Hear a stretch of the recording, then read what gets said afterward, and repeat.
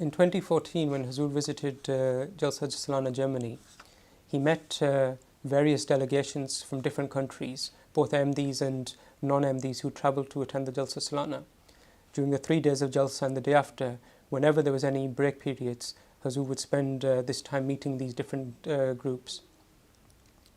I remember on the final day of Jalsa, after the conclusion, there was a very large group of around 300 Arab people, some who were new MDs, some who were who were under Tabligh, and they came to meet Hazur. It was a very emotional meeting. There was one young Arab gentleman, perhaps in his early 20s. He had travelled from Italy to attend the Jalsa Salana. He had recently converted to Ahmadiyyat, and so he picked up the microphone, and when he did so, he was very emotional, and I could see the tears flowing from his eyes.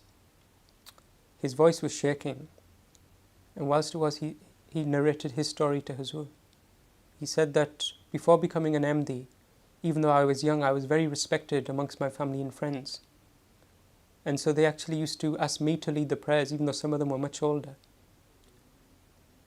But when I came to learn about the message of the promised Messiah, I realized that this was the truth, and I had to accept it. But he said that as soon as I became MD, the whole attitudes of my family and friends completely turned. And those people who respected me now scorned me, now mocked me, now hated me.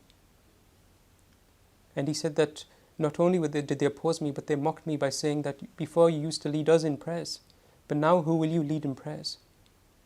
Upon hearing this, Hazur took the microphone, and Hazur said, tell them that you will lead prayers now, but now you will lead the prayers of the Mu'mineen, that is the true believers. Upon hearing these words, the man became even more emotional. He took the microphone, and all he could say was, Inshallah Hazur, and tears streamed down his face as he heard these beautiful words of reassurance from his Khalifa.